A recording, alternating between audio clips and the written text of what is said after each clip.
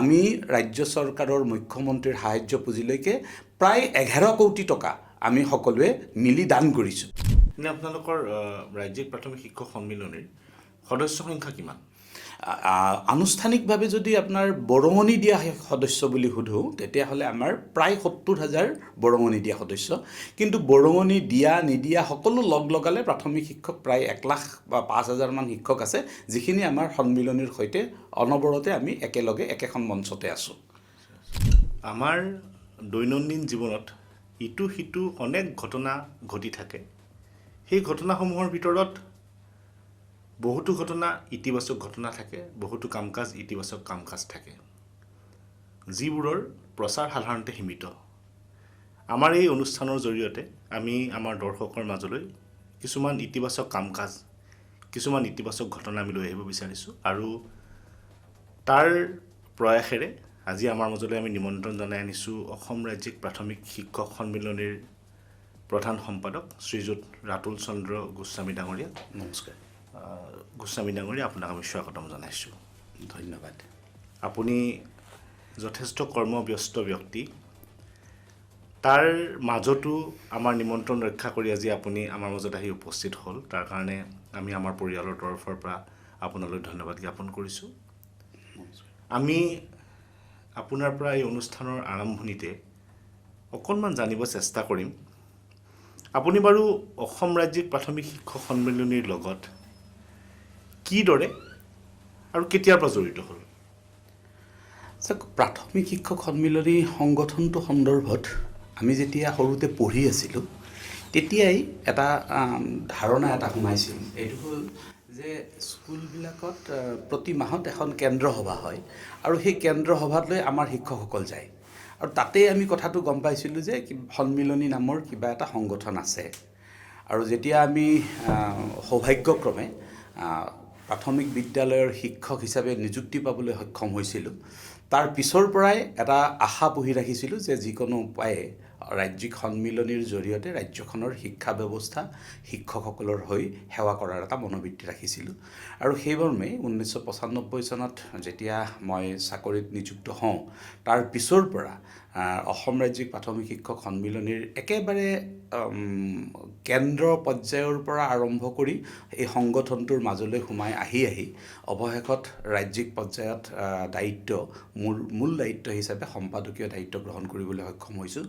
এই সংগঠনটোৰ যি ইতিহাস, এই সংগঠনটোৰ যি কাম কাজ, এইবোৰে যথেষ্ট আকৃষ্ট কৰিছিল আগৰে পৰা, এই কাৰণেই যে আমি দেখিছোঁ যে শিক্ষকসকলৰ মাজত যিটো আত্মীয়তা আৰু মৰ্যাদা ৰক্ষাৰ যি প্ৰয়াস, সেইটো আৰম্ভণিৰ পৰা আমি দেখি আহিছোঁ, আৰু সেয়াই আচলতে আকৃষ্ট কৰাৰ মূল কাৰণ। দ্বিতীয়তে আমি দেখিছিলোঁ যে এই কেন্দ্ৰ সভা বোলা সভাখনলৈকে সৰু সৰু ছাত্ৰ ছাত্ৰীসকলক বহুৱাই লৈ পাঠদান কৰা যিটো প্ৰক্ৰিয়া, এই প্ৰক্ৰিয়াটো অত্যন্ত গুৰুত্বপূৰ্ণ প্ৰক্ৰিয়া হিচাপে তেতিয়াই আমি অনুভৱ কৰিছিলোঁ, যাৰ কাৰণে এই কেন্দ্ৰ সভাই আচলতে মূল আকৰ্ষণৰ স্থলী আছিল, আৰু তাৰ জৰিয়তেই প্ৰাথমিক শিক্ষক সন্মিলনীৰ মঞ্চৰ ভিতৰলৈ আহিবলৈ উদগনি পাইছিলোঁ। ভাল লাগিলে এই বিষয়ে আপোনাৰ পৰা জানিব পাৰি। আপুনি যদি অকণমান অসম ৰাজ্যিক প্ৰাথমিক শিক্ষক সন্মিলনীৰ বিষয়ে, আপোনালোকৰ সংগঠনটোনো কি, আপোনালোকে গ্ৰাছৰুট লেভেলত কেনেকৈ কাম কৰে, কি ধৰণৰ কামবিলাক আপোনালোকে ৰূপায়ণ কৰে, সংগঠনটোৰ আপোনালোকৰ লক্ষ্য কি, সেই বিষয়ে যদি অকণমান আমাৰ দৰ্শকসকলক আপুনি জনাই দিয়ে, তেতিয়াহ'লে আমি অকণমান ভাল পালোঁ হয়। নিশ্চয়। অসম ৰাজ্যিক প্ৰাথমিক শিক্ষক সন্মিলনী আনুষ্ঠানিকভাৱে জন্ম পাইছে 1949 চনৰ 23 নৱেম্বৰত শিলচৰ চহৰত, আৰু সৌভাগ্যক্ৰমে এই প্ৰথম সভাখনৰ সভাপতি আছিল ককা নীলমণি ফুকন। আৰু যদিও 1949 চনত আনুষ্ঠানিকতা পাইছিল, তাৰ কিন্তু বহুদিন পূৰ্বে ৰেকৰ্ড মতে 1908 চনৰ পৰাই ৰাজ্যৰ শিক্ষকসকলক সংগঠিত কৰাৰ বাবে প্ৰয়াস চলিছিল। আৰু আপোনাৰ অসম সাহিত্য সভাৰ প্ৰাক্তন সম্পাদক আৰু এগৰাকী অসমৰ যথেষ্ট শিক্ষা বিষয়া শৰৎচন্দ্ৰ গোস্বামীদেৱৰ ৰচনাৱলীত এই কথাখিনি স্পষ্টভাৱে উল্লেখ আছে যে 1932 চনত তেখেতৰ প্ৰচেষ্টাত প্ৰথমতে কেন্দ্ৰ সভা স্থাপন হৈছিল। মানে স্বাধীনতাৰ আগতে কেন্দ্ৰ সভা স্থাপন হৈছিল আৰু তেখেতৰ ৰচনাৱলীত এই গোটেই কথাখিনি এতিয়াও আপুনি সেইখন পাব আৰু তেখেতেই আচলতে ৰাজ্যৰ প্ৰাথমিক বিদ্যালয়ৰ শিক্ষকসকলক একত্ৰিত কৰাৰ কামত প্ৰথম মনোনিৱেশ কৰিছিল। তাৰপিছত সেই সময়ত প্ৰায় 1200মান শিক্ষক একত্ৰিত হৈ 1949 চনত প্ৰাথমিক শিক্ষক সন্মিলনী নামেৰে সংগঠনটো গঠন হয় আৰু তাৰ পিছত 1951 চনত অসম চৰকাৰৰ স্বীকৃতি এই সংগঠনটোৱে লাভ কৰে। তেতিয়াৰে পৰা এতিয়ালৈকে ৰাজ্যখনৰ প্ৰাথমিক শিক্ষকসকলৰ হৈ আৰু প্ৰাথমিক শিক্ষাৰ হৈ এই সংগঠনটোৱে কাম কৰি আহিছে। অত্যন্ত গুৰুত্বপূৰ্ণ কথা হ'ল যে ভাৰত চৰকাৰে সকলোৰে বাবে শিক্ষা নীতি গ্ৰহণ কৰাৰ ঠিক আগমুহূৰ্তলৈকে ৰাজ্যৰ শিক্ষানুষ্ঠানসমূহত যিসমূহ পাঠ্যপুথি প্ৰণয়ন হৈছিল, এই পাঠ্যপুথি প্ৰণয়ন কৰা সকলোবোৰ কামত ৰাজ্যিক সন্মিলনী জড়িত হৈ আছিল।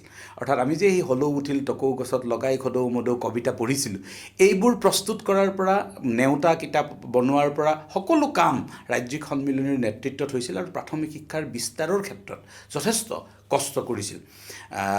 ককা নীলমণি ফুকনৰ পৌৰাহিত্যত অনুষ্ঠিত হোৱা স্থাপন হোৱা এই প্ৰাথমিক শিক্ষক সন্মিলনীৰ আপুনি জানি আচৰিত হ'ব যে 1962 চনত যেতিয়া ভাৰত চীনৰ যুদ্ধ হৈছিল, তেতিয়া এই সংগঠনটোৰ সকলো সদস্যই এটকাকৈ ডনেশ্যন কৰি ভাৰতৰ প্ৰতিৰক্ষা বিভাগত ডনেশ্যন জনাইছিল যে যাতে ভাৰতবৰ্ষ চীনৰ লগত যুদ্ধত জিকিব পাৰে। বহুত ডাঙৰ কথা। অসম আন্দোলন যেতিয়া হ'ল, তেতিয়া অসম আন্দোলনৰ যিটো মূল কথা মংগলদৈৰ পৰা হৈছিল। হীৰালাল বৰা ডাঙৰীয়াই নমিনেশ্যন দিবলৈ গৈ ভোটাৰ লিষ্টত যেতিয়া এই দেখা পাইছিল যে বহুত বেলেগ বেলেগ মানুহৰ নাম, তেতিয়াইতো অসম আন্দোলনৰ আৰম্ভণিটো হৈছিল। এই হীৰালাল পাটোৱাৰী অসম ৰাজ্যিক প্ৰাথমিক শিক্ষক সন্মিলনীৰ পৰা গৈ অল ইণ্ডিয়া প্ৰাইমাৰী টিচাৰ্ছ ফেডাৰেশ্যনৰ সভাপতি আছিল আৰু তাৰ পিছত যেতিয়া অসম আন্দোলন হ'ল, অসমৰ প্ৰাথমিক শিক্ষকসকলে এদিনৰ দৰমহা সদৌ অসম ছাত্ৰ সন্থাৰ পুঁজিলৈ প্ৰদান কৰিছিল আৰু এই অসম আন্দোলনত দুগৰাকীকৈ তৰুণ গগৈ আৰু আটোৱাৰ ৰহমান নামৰ দুগৰাকী শিক্ষক আমাৰ শ্বহীদ হৈছিল অসম আন্দোলনত। সিদিনাখন আমাৰ যেতিয়া ক'ভিডকালীন পৰিস্থিতিয়ে গোটেই দেশ বিশ্বত এটা ত্ৰাসৰ সৃষ্টি কৰিলে, তেতিয়াও আমি সেই সময়ত মই নিজেই প্ৰধান সম্পাদক হৈ আছোঁ, আমি ৰাজ্য চৰকাৰৰ মুখ্যমন্ত্ৰীৰ সাহায্য পুঁজিলৈকে প্ৰায় 11 কোটি টকা আমি সকলোৱে মিলি দান কৰিছোঁ। আপোনালোকৰ সংগঠন? আমাৰ সংগঠনে সাংগঠনিকভাৱে। আমি ৰাজ্যখনৰ যেতিয়াই যি বিপদৰ সন্মুখীন হৈছে, এই সামাজিক কামবোৰ আমি কৰি আহিছোঁ আৰু তাৰ লগতে আপুনি জানিব যে ৰাজ্য চৰকাৰত আমাৰ ইয়াত এটা ক শ্ৰেণী বুলি এটা আছে। ভাৰতবৰ্ষৰ ক'তো নাই, কিন্তু আমাৰ 19,000 বিদ্যালয়ত ক শ্ৰেণী আছে। এই ক শ্ৰেণীটো স্থাপন কৰাৰ কাৰণে ৰাজ্যিক সন্মিলনীয়ে অসম চৰকাৰৰ লগত বহুদিন যুদ্ধ বাগৰ কৰিছে। তেতিয়া থানেশ্বৰ বড়ো ডাঙৰীয়া শিক্ষামন্ত্ৰী আছিল আৰু তেখেতে গোটেই বিষয়টো যুক্তিখিনি তেখেতে মানি লৈ ক শ্ৰেণীৰ এটাৰ প্ৰৱৰ্তন কৰিছিল, যিটো এতিয়াও ৰাজ্যখনৰ 19,000 বিদ্যালয়ত সংলগ্ন হৈ আছে। অসমত ইংৰাজী শিক্ষাৰ প্ৰৱৰ্তনৰ কাৰণে অসম ৰাজ্যিক প্ৰাথমিক শিক্ষক সন্মিলনীয়ে প্ৰাথমিক পৰ্যায়ত যাতে ইংৰাজী শিক্ষাৰ প্ৰৱৰ্তন হয়, তাৰ কাৰণে ৰাজ্য চৰকাৰৰ লগত বহুদিন যুদ্ধ কৰিছে। কৰাৰ পিছত গৈ অৱশেষত 1999 চনত ইয়াত আৰম্ভণি হৈছে। অৰ্থাৎ ৰাজ্যখনৰ শৈক্ষিক ব্যৱস্থাটো উন্নয়নৰ কাৰণে আৰু সামাজিক পটভূমিত যেতিয়াই য'ত প্ৰয়োজন হৈছে, ৰাজ্যিক সন্মিলনীয়ে কাম কৰি আহিছে। এইটো এটা বৰ্ণিল ইতিহাস আৰু এই ইতিহাস আমি ভাবোঁ যে অসমৰ প্ৰতিজন জনসাধাৰণৰ কাৰণে এটা অত্যন্ত আপোন ইতিহাস, এইকাৰণেই যে অসমৰ চুকে কোণে প্ৰাথমিক বিদ্যালয়বোৰ আছে আৰু এই প্ৰাথমিক বিদ্যালয়ৰ শিক্ষক শিক্ষয়িত্ৰীসকলেই ভিন্ন ধৰণৰ কামৰ মাজেৰে আমি এতিয়াও কিছুমান অন্যান্য কাম কৰি আছোঁ। এতিয়া সমগ্ৰ বিশ্বত যিটো জলবায়ু পৰিৱৰ্তনৰ সমস্যা, এই জলবায়ু পৰিৱৰ্তনৰ সমস্যাটো ৰোধ কৰাৰ কাৰণে আমি ভাবোঁ শিক্ষাই একমাত্ৰ চাবিকাঠি আৰু সেইবাবে আমি শিক্ষাই জলবায়ু পৰিৱৰ্তনৰ মূল ভেটি বুলি আমি এটা কেম্পেইন আৰম্ভ কৰিছোঁ 2022 চনৰ পৰা, য'ত মাননীয় শিক্ষামন্ত্ৰী ৰণোজ পেগু ডাঙৰীয়াই সেই আমাৰ কেম্পেইনিংটো উদ্বোধন কৰিছে। বা ঠিক তেনেকৈ আমি OSCৰ কাৰণে কাম কৰিছোঁ। অন্যান্য বিভিন্ন ধৰণৰ কাম আমি ৰাষ্ট্ৰীয় আৰু ৰাজ্যিকভাৱে আউট অফ স্কুল চিলড্ৰেন বিদ্যালয় বহিৰ্ভূত শিশুসকলক আমি বিদ্যালয়লৈকে অনা যিখিনি ল'ৰা ছোৱালী বিদ্যালয়লৈ নাযায়। হয়। মানে কি কৰিছে এইটোৰ ওপৰত আপোনালোকে? মানে কথাটো এনেকুৱা যে আজি কস্তুৰী ৰংগন ডাঙৰীয়াৰ শিক্ষানীতিখন প্ৰকাশ হওঁতে আমি গম পালোঁ, অফিচিয়েলি গম দিছে যে 3,20,00,000 শিশু এতিয়াও বিদ্যালয়লৈকে যোৱা নাই। কেতিয়াৰ ঘটনা এইটো 19 চনৰ কস্তুৰী ৰংগন আপোনাৰ যিখন ৰাষ্ট্ৰীয় শিক্ষানীতিৰ যিখন প্ৰতিবেদন, এই প্ৰতিবেদনত আপোনাৰ সেই কথাটো স্পষ্টভাৱে লিখিত আছে। আৰু আমি কিন্তু তাৰ বহু বছৰ আগতেই কস্তুৰী ৰংগন ডাঙৰীয়াৰ দিয়া এই প্ৰতিবেদনৰ বহু বছৰ আগতেই আমি এই কথাটো অনুভৱ কৰিছোঁ যে ভাৰতবৰ্ষত প্ৰায় 6 কোটি শিশু আছে যিয়ে এতিয়াও বিদ্যালয়লৈকে যোৱা নাই সমগ্ৰ ভাৰতবৰ্ষত। আৰু আমি ভাবোঁ যে আমি প্ৰাথমিক শিক্ষক সন্মিলনী এই কথাটো অনুভৱ কৰোঁ যে আমি শিক্ষকসকলৰ দাবী দুবা কিবা দৰমহা লাগে এই কথাটো ডিমাণ্ড কৰাৰ কাৰণেই এটা শিক্ষক সংগঠন হ'ব নোৱাৰে। শিশুসকলক বিদ্যালয়লৈকে লৈ অহাটো আমাৰ প্ৰধান দায়িত্ব। আৰু সেইবাবে আমি বিভিন্ন সময়ত আমি এই শিশুসকলক আনিবৰ কাৰণে ৰাষ্ট্ৰীয় আৰু আন্তঃৰাষ্ট্ৰীয় সম্পৰ্কৰে আমি কিছু কাম কৰি আহিছোঁ।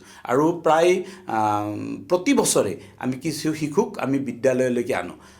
গতিকে এইবোৰ সামাজিক কামৰ লগত আমাৰ প্ৰাথমিক শিক্ষক সন্মিলনী জড়িত হৈ আছে। এনে আপোনালোকৰ ৰাজ্যিক প্ৰাথমিক শিক্ষক সন্মিলনীৰ সদস্য সংখ্যা কিমান? আনুষ্ঠানিকভাৱে যদি আপোনাৰ বৰঙণি দিয়া সদস্য বুলি সোধোঁ তেতিয়াহ'লে আমাৰ প্ৰায় 70,000 বৰঙণি দিয়া সদস্য। কিন্তু বৰঙণি দিয়া নিদিয়া সকলো লগালে প্ৰাথমিক শিক্ষক প্ৰায় 1,00,000 বা 5,000 মান শিক্ষক আছে, যিখিনি আমাৰ সন্মিলনীৰ সৈতে অনবৰতে আমি একেলগে একেখন মঞ্চতে আছোঁ। এনেই আপোনালোকৰ সাংগঠনিক দিশটো কেনেকুৱা? সাংগঠনিক যিটো ষ্ট্ৰাকচাৰ আপোনালোকৰ ব্লক লেভেলত বা ডিষ্ট্ৰিক্ট লেভেলত তেনেকুৱা ধৰণৰ কেনেকুৱা ষ্ট্ৰাকচাৰ? আমাৰ সাংগঠনিক ষ্ট্ৰাকচাৰটো হ'ল আমি একেবাৰে ষ্টেট লেভেলত আমি ষ্টেট কমিটি আছে, তাৰপিছত আমাৰ ডিষ্ট্ৰিক্ট কমিটিখন যদিও আছে আমাৰ ডিষ্ট্ৰিক্টৰ পৰা ৰিপ্ৰেজেণ্ট নহয়। কাৰণ আমি জানো যে আমাৰ অসমৰ শৈক্ষিক ব্যৱস্থাটো চাব ডিভিজন বেছ আছিল। মানে ডিআইজনেই আমাৰ সৰ্বসৰ্বা হৈ এটা সময়ত 1985 চনলৈকে যেতিয়ালৈকে ডিষ্ট্ৰিক্ট অফিচ হোৱা নাছিল তেতিয়ালৈকে এইটো চলিছিল। আৰু সেইকাৰণে সেই যিটো ষ্ট্ৰাকচাৰ আমি আজিও ৰক্ষা কৰি আছোঁ, আমাৰ মহকুমা বেছ হয় আৰু মহকুমাৰ তলত ব্লক পৰ্যায়ৰ কমিটি আছে। ব্লক পৰ্যায়ৰ তলৰ কমিটিখন হ'ল আমাৰ কেন্দ্ৰ সমিতি। অৰ্থাৎ একোটা অঞ্চলৰ 15-20খন বিদ্যালয় লগ লাগি আমি এখন কেন্দ্ৰ সমিতি আমি পাতিছিলোঁ। টোটেল কেন্দ্ৰ কিমান আছে আপোনাৰ? আমাৰ এতিয়া প্ৰায় 3,400 মান কেন্দ্ৰ আমাৰ এই মুহূৰ্তত আছে।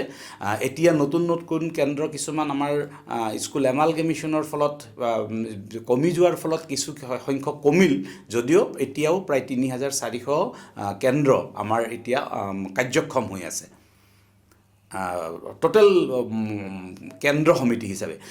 এই কথাটো কেন্দ্ৰ সমিতিসমূহৰ লৈ এটা বিভ্ৰান্তি এতিয়াও চলি থাকে। এই কথাটো আমি স্পষ্ট কৰিব খোজোঁ।